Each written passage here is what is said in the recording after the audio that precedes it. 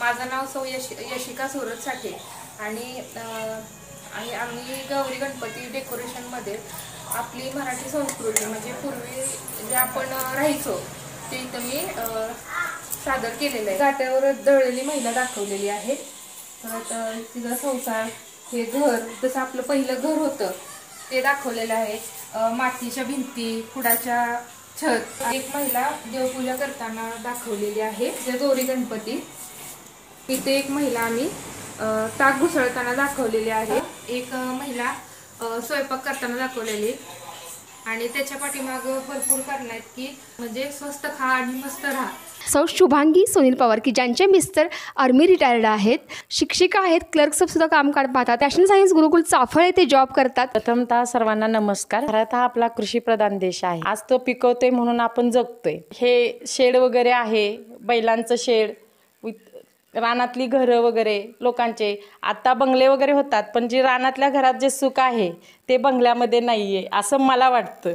त्याच्यानंतर आपल्या शेतामध्ये पिकणारे मिरची, लसूण, पहिल्या काळात चिनी मातीच्या भरण्या होत्या चटणी ठेवण्यासाठी, म्हणजे लोक ह्याचा वापर सगळ्या गोष्टींसाठी करत होते। आता त्या कमी पाहायला मिळतात आपल्याला। विठ्ठलांची मूर्ती आहे, मंदिर केलेलं आहे।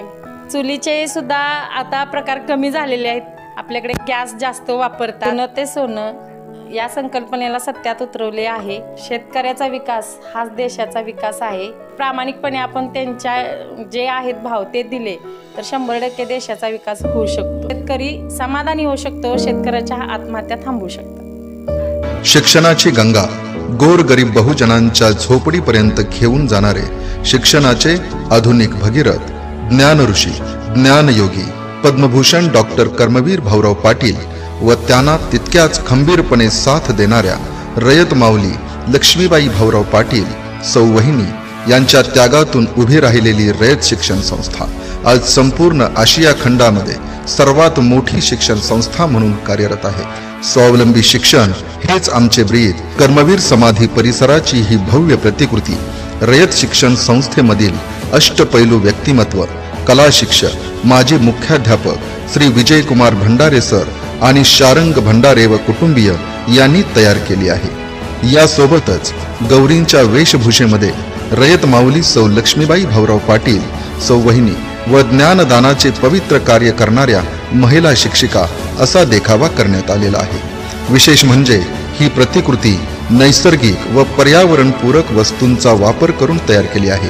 श्री विजयकुमार भंडारे सरांनी तयार केलेली ही इको फ्रेंडली प्रतिकृती कराड येथील आगाशिव नगरमधील त्रिमूर्ती कॉलनी येथे गणेशोत्सव काळामध्ये पाहण्यासाठी खुली आहे। ही प्रतिकृती सर्व शिक्षणप्रेमींसाठी नक्कीच एक प्रेरणा ठरत आहे। नमस्कार, मी सौ प्राजक्ता नितीन सगळे, धामण मल्हारपेठ।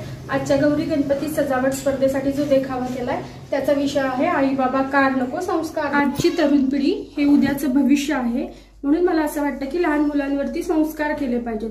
संस्कार करण्यामध्ये मला असं वाटतं की त्यांच्या मनावरती आपण अन्नदानाचा संस्कार रुजवला पाहिजे, कारण अन्नदान हे श्रेष्ठ दान मानलेलं आहे। आजही 23 कोटी लोक फक्त एक वेळचं जेवतात आणि 7,000 लोक उपासमारीने मरतात। आपण आपल्या घरातल्या छोट्या मुलांना रोज 10 रुपयाची कॅडबरी, चॉकलेट, चिप्स, कुरकुरे देतो।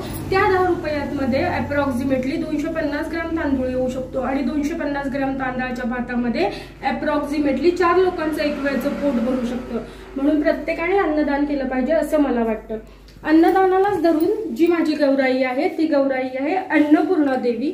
अन्नपूर्णा देवी का बसवली? कारण ती अन्नाची देवता आहे। ती आपल्याला शिकवते की अन्न वाया घालवण्यापेक्षा कुणाच्या तरी पोटात किंवा मुखात गेलेलं केव्हाही चांगलं। गणपती बसवलाय बैलगाडीत। ही बैलगाडी आम्ही घरी बनवलेली आहे। बैलगाडीत बसवण्याचं कारण म्हणजे बैलगाडी ही शेतकऱ्याचं प्रतीक आहे आणि शेतकऱ्यापेक्षा मोठा अन्नदाता नाही। औषधी वनस्पती आणि फळझाडं, फुलं झाडं यांच्या फांद्या लावलेल्या आहेत, जे की ज्यामध्ये थोडाही प्लास्टिकचा वापर केलेला नाहीये। जी अन्नपूर्णा आहे ती 31 किलो तांदळात बसवली आणि हा 31 किलो तांदूळ आम्ही मायेची सावली या अनाथ आश्रमाला दान करणार आहे।